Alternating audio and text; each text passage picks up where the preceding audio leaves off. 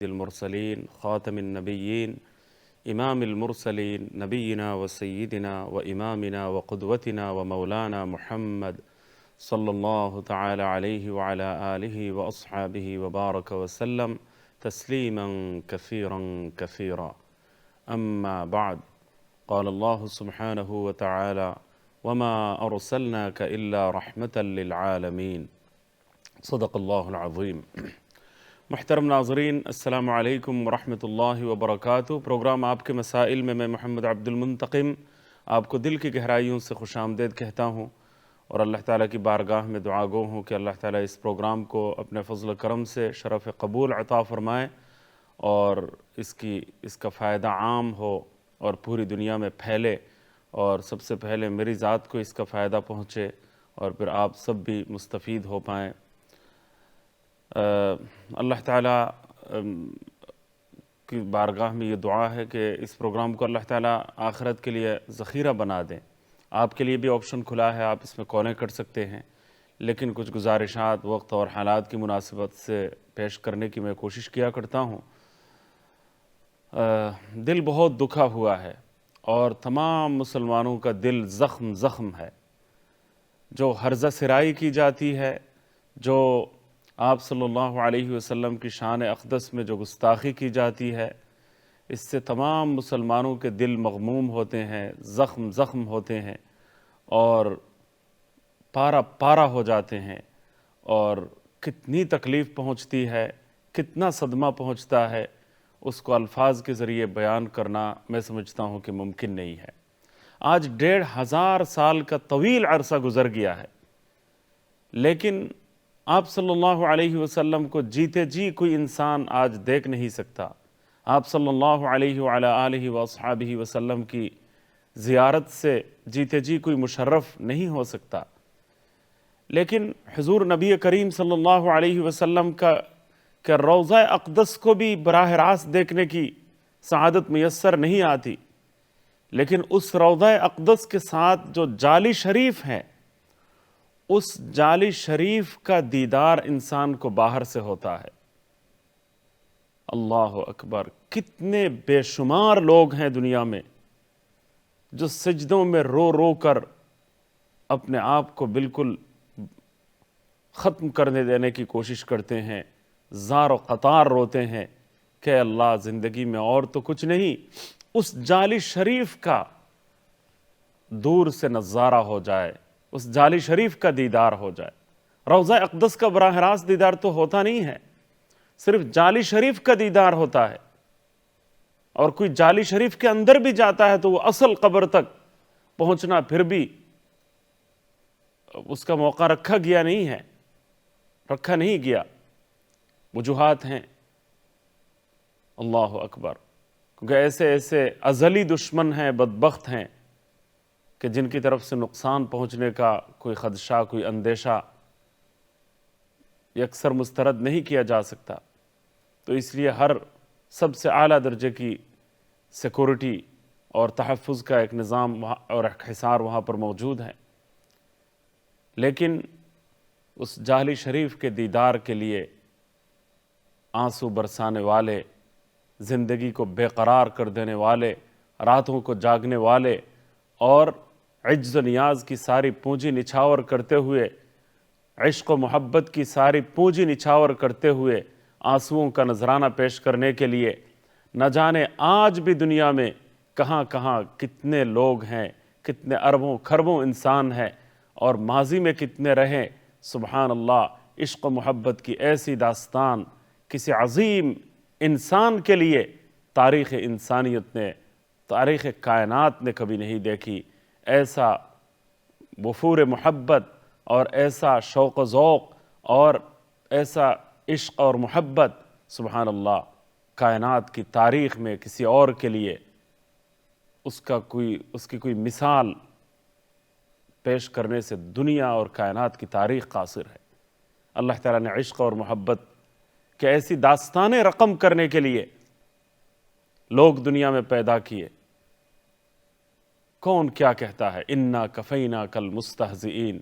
وَاللَّهُ يَعْصِمُكَ عَنِ النَّاسِ. اللہ تعالیٰ نے واضح لفظوں میں فرما دیا کہ میں آپ کے خلاف جو استہزاء کرنے والے ہیں، آپ کے خلاف جو بدباطن گستاخی کرتے ہیں،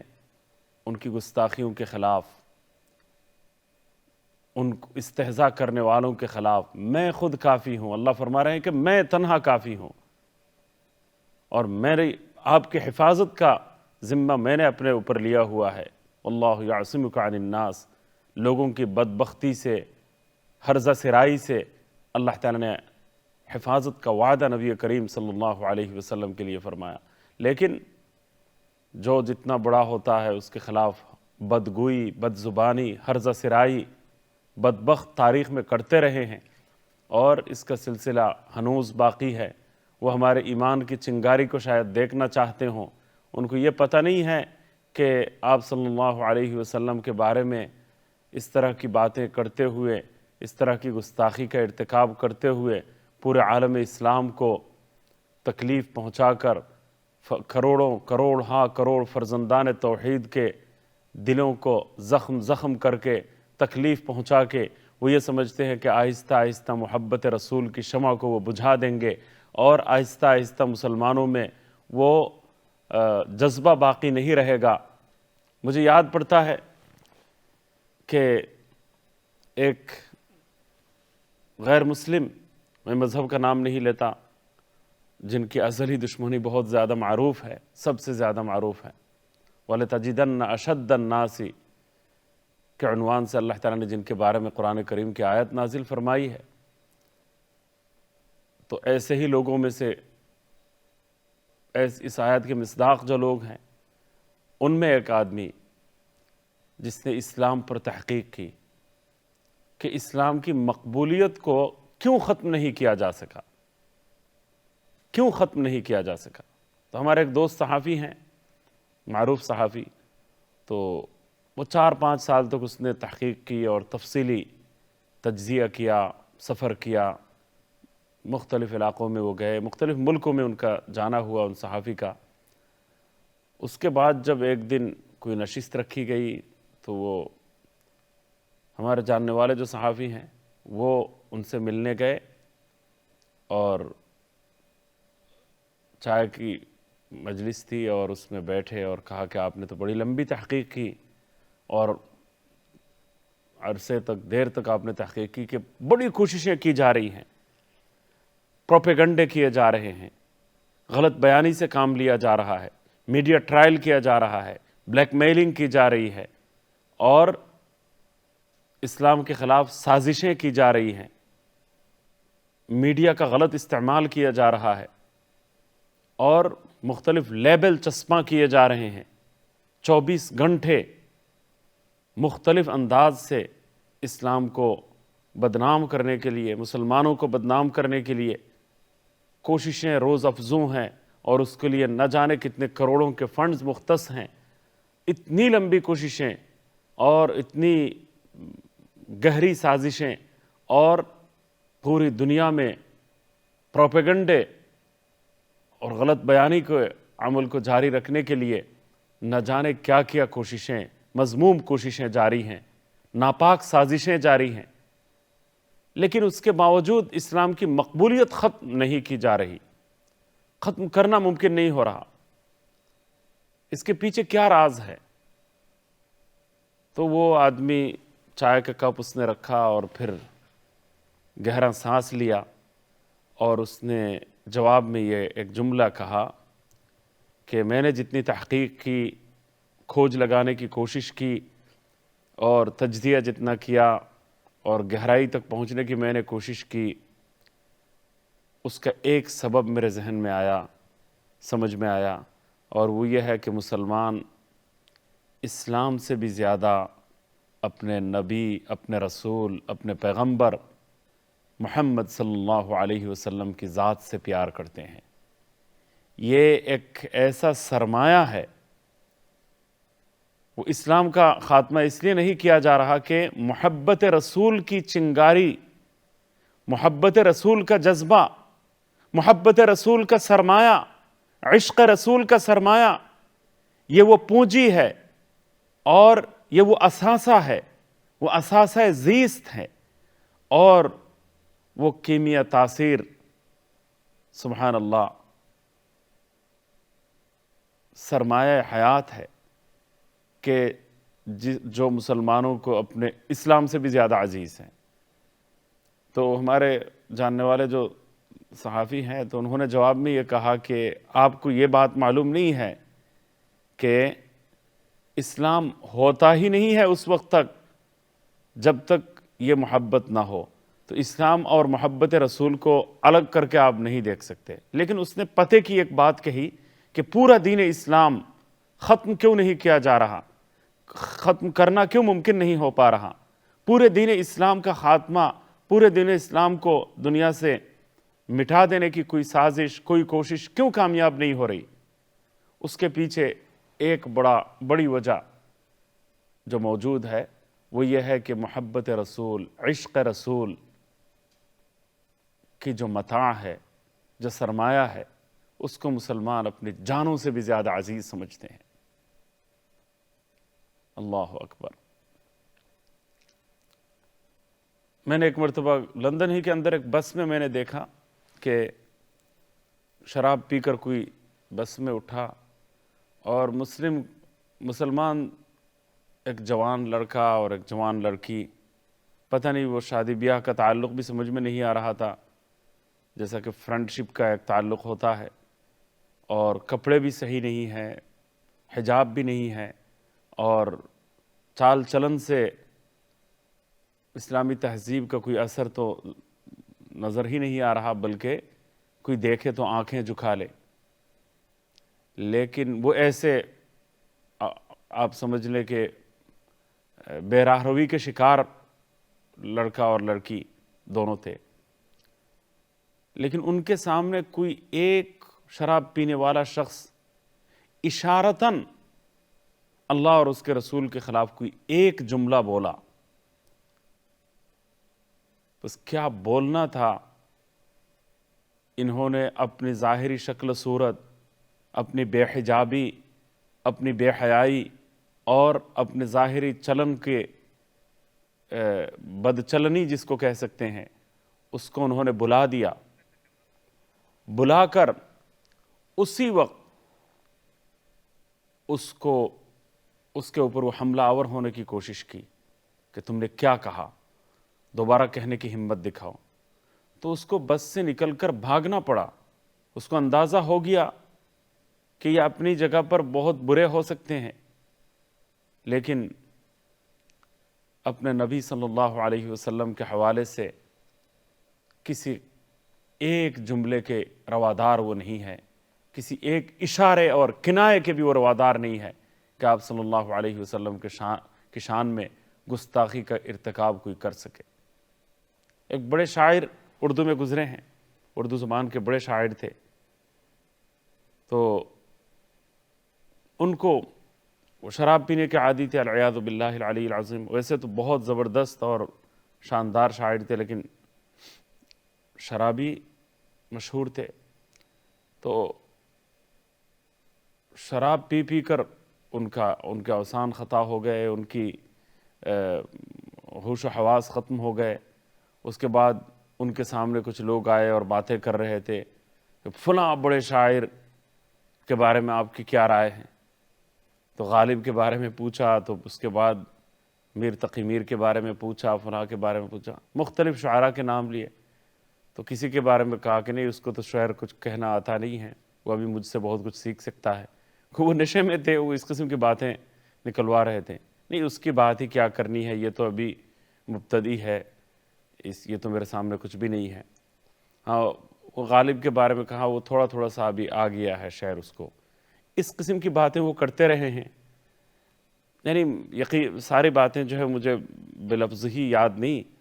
ہر ایک کے بارے میں کوئی منفی تبصرہ کیا جس سے وہ سارے لوگ مزے لے رہے تھے، ہنس رہے تھے، کیونکہ ابھی نشے میں ہیں۔ تو بڑے بڑے شعراء کے بارے میں یہ دکھا رہے تھے کہ میں ہی بڑا شاعر ہوں، یہ کچھ بھی نہیں ہے، میرے سامنے ان کی کوئی حیثیت نہیں ہے۔ تو اس طرح کی بات نکلواتے بڑے بڑے مصنفین، بڑے بڑے لوگوں کے بارے میں پوچھتے رہے، اور یہ جناب ان کے خلاف منفی تبصرے، اور گویا اب میرے سامنے تو وہ شاگرد کی حیثیت بھی نہیں رکھتے، یا کسی کے بارے میں کہا یہ تو جاہل ہے، یہ تو فلاں ہے، یہ تو ہر ایک کے خلاف جو ہے وہ بدزبانی کرواتے رہے۔ بالآخر اسی نشے کی حالت میں آتے آتے ان غلط لوگوں نے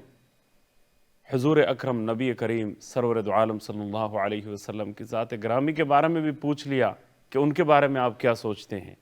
وہ کیسے تھے۔ وہ شاعر حالت نشہ میں تھے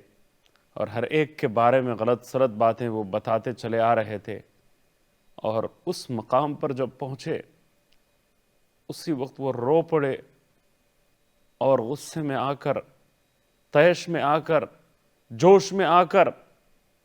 اپنے سارے نشے بھلا کر، نشے کے سارے اثرات مغلوب ہو گئے، محبت رسول غالب آ گئی، عشق رسول کا جذبہ غالب آ گیا، اور رو رو کر انہوں نے پوچھنے والوں پر وہ حملہ آور ہونے لگے تھے اور کہنے لگے کہ کیا تم ہر ایک کے بارے میں پوچھ پوچھ کے میرا جو آخری سرمایہ ہے، ایمان کا سرمایہ ہے، اس کو بھی تم لوٹنا چاہتے ہو؟ مجھے مکمل طور پر تباہ و برباد کر دینے کے لیے کیا تم میرے اس آخری سرمایہ پر بھی لوٹ مار چلانا چاہتے ہو؟ اس سرمایہ کو پر بھی ڈاکہ تم ڈالنا چاہتے ہو؟ تم نے کیا سمجھ رکھا ہے؟ اس حبیب مکرم کے بارے میں بھی تم نے پوچھ لیا؟ میں کیا اور میری حیثیت کیا؟ وہ رو پڑے بے تحاشا، آپ صلی اللہ علیہ وسلم کے حوالے سے اپنی محبت کا اظہار کرتے رہے، جذبات کا اظہار کرتے رہے، اور ان کے اوپر ٹوٹ پڑنے کی کوشش کی کہ تم نے کیا سمجھا ہوا ہے کہ میرا وہ آخری عشق رسول کا جو بچا کچا ایمان کا سرمایہ ہے اس کو بھی تم ختم کر دینا چاہتے ہو؟ یہ نہیں ہو سکتا، چاہے کتنے ہی نشے کی حالت میں کیوں نہ ہوں، لیکن میرے اس جذبے پر ڈاکہ ڈالنا تمہارے بس کی بات نہیں ہے، یہ تمہارے لیے ممکن نہیں ہے۔ استعمار کے زمانے کی بات ہے، تو ایک آدمی نے رنگیرہ رسول کے نام سے کتاب لکھ ڈالی، تو بھری عدالت میں جا کر، وہ آئینی تقاضے کے مطابق نہیں تھی وہ بات، یعنی وہ بات صحیح نہیں تھی اگر دستور کے حساب سے اس کو دیکھا جائے، قانونی لحاظ سے اگر اس کو دیکھا جائے، یہ ہم بھی کسی کو ایسا مشورہ دے نہیں سکتے، ہرگز نہیں دے سکتے۔ وہ آدمی اس نے جا کے بھری عدالت میں جا کے جہنم رسید کر دیا۔ اس کے بعد لوگوں نے کہا کہ آپ انکار کر لیں، عدالت میں آ کر انکار کر لیں، آپ کی جان بچ جائے گی، شبہ ہو جائے گا، اور شبہ کا فائدہ مجرم کو پہنچتا ہے، کم از کم آپ کی جان بچ جائے گی کہ آپ نے اس کو قتل نہیں کیا، آپ کو اس کو جہنم رسید نہیں کیا۔ ہم غیر قانونی کسی کام کے حق میں ہرگز نہیں جا سکتے، قانون ہاتھ میں لینا اسلامی روح سے بھی صحیح نہیں ہے، لیکن میں صرف اتنی بات بتانا چاہتا ہوں کہ اس گئے گزرے دور میں مسلمانوں میں بہت زیادہ کمزوری پیدا ہو گئی ہے، ایمان کی کمزوری ہے، ایمانی جذبے میں کمی آ گئی ہے، اور جذبہ ایمانی کا وہ معیار باقی نہیں رہا مسلمانوں میں جو کسی زمانے میں ہوا کرتا تھا، اور کمزوریاں اتنی در آئی ہیں اور بدعمالیاں اتنی پیدا ہو گئی ہیں،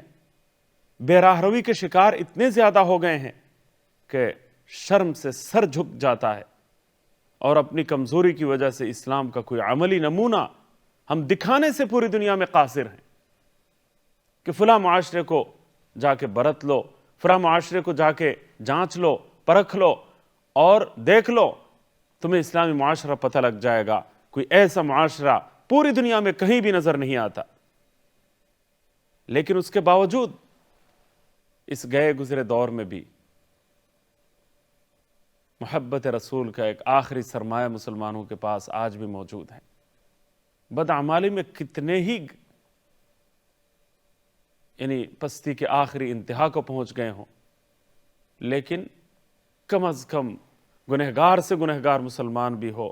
تو اپنے نبی معظم رسول مکرم حضرت محمد مصطفیٰ احمد مجتبیٰ صلی اللہ علیہ وسلم کی ذات گرامی کے حوالے سے ایک لفظ بھی گوارا کرنے کے لیے کوئی پوری دنیا میں تیار نہیں ہے، اور ہر مسلمان کا دل خون کے آنسو روتا ہے، ایسی اذیت پہنچتی ہے، ایسی تکلیف پہنچتی ہے کہ ہم یہ کہہ سکتے ہیں کہ مسلمانوں کے لیے آپ صلی اللہ علیہ وسلم کی محبت کے حوالے سے، عشق اور محبت کے بارے میں جو جذبات مسلمانوں کے دلوں میں پائے جاتے ہیں، اہل اسلام کے، اہل ایمان کے دل میں پائے جاتے ہیں، وہ مسلمانوں کی سب سے بڑی کمزوری آپ کہہ سکتے ہیں۔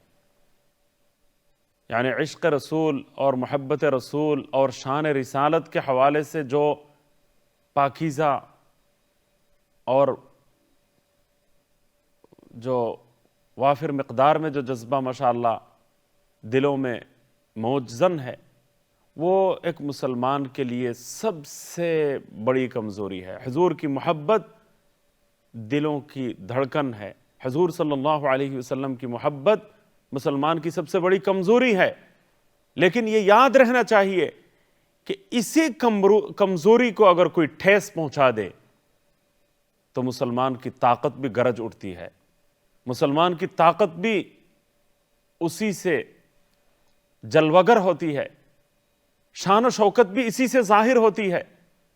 قوت کا مظاہرہ بھی اسی کمزوری کو آنچ پہنچنے سے ہوتا ہے۔ تو یہ بات اچھی طرح سمجھ لینی چاہیے، اس کو پوری دنیا کے سامنے واشگاف الفاظ میں بیان کرنے کی ضرورت ہے کہ فریڈم آف سپیچ کے نام سے، آزادی اظہار خیال کے عنوان سے، آزادی اظہار خیال کا لیبل چسپاں کر کے فریڈم آف سپیچ کو انسانی حقوق کا عنوان دے کر اگر حضور نبی کریم سرکار دو عالم صلی اللہ علیہ وسلم کی شان اقدس میں گستاخی کا ارتکاب کیا جائے تو یہ ان کو بتا دینا چاہیے کہ نہیں، یہ دنیا کے دوسرے انسانوں اور دوسرے افراد اور دنیا کی دوسری چیزوں اور دوسرے جاندار اور دوسری مخلوقات سے ایسی امتیازی شان کی حامل شخصیت ہے، ایسی پاکیزہ ذات اللہ تعالیٰ نے بنائی ہے، اور ایسا مقام عرفہ اللہ تعالیٰ نے حضرت نبی کریم صلی اللہ علیہ وسلم کو عطا فرمایا ہے کہ جس کو وَرَفَعْنَا لَكَ ذِكْرَكَ کے عنوان سے اللہ تعالیٰ نے تعبیر فرمایا ہے، جس کو اللہ تعالیٰ نے مختلف الفاظ میں قرآن کریم میں، پورا قرآن اگر نچوڑ پیش کیا جائے تو ہم حیران ہو سکتے ہیں کہ آپ صلی اللہ علیہ وسلم کی شان اور منقبت بیان کرتے ہوئے اللہ تعالیٰ نے کیا کیا الفاظ بیان فرمائے۔ کم از کم حضور کی شان کی حفاظت کے لیے 6-7 باؤنڈریاں اللہ تعالیٰ نے قائم کی ہیں، حصار قائم کیے ہیں، ان کو توڑنا کسی کے لیے ممکن نہیں ہے، اور مسلمانوں کے ایسے موقع پر حضور کی شان، رفعت مقام، عظمت شان بیان کرنے کی ضرورت ہے، دعوت اور تبلیغ کے میدان کو وسیع بناتے ہوئے، حکمت عملی اپناتے ہوئے دندان شکن جواب اور صحیح جواب اپنے عمل کے ذریعے پوری دنیا کے سامنے دینے کی ضرورت ہے، اور دشمن طاقتوں کی مصنوعات کا بائیکاٹ کر کے ان کو پیغام دینا چاہیے کہ اس کا یہ سستا سودا نہیں ہے، یہ بہت زیادہ مہنگا پڑے گا۔ ایک وقفے کے لیے ہم جا رہے ہیں، انشاءاللہ تعالی مزید باتیں اس سلسلے میں ہوں گی، اور میں چاہوں گا کہ آپ کالوں کے ذریعے بھی شریک ہوں اس پروگرام میں۔ انشاءاللہ وقفے کے بعد ملتے ہیں۔ السلام علیکم ورحمۃ اللہ۔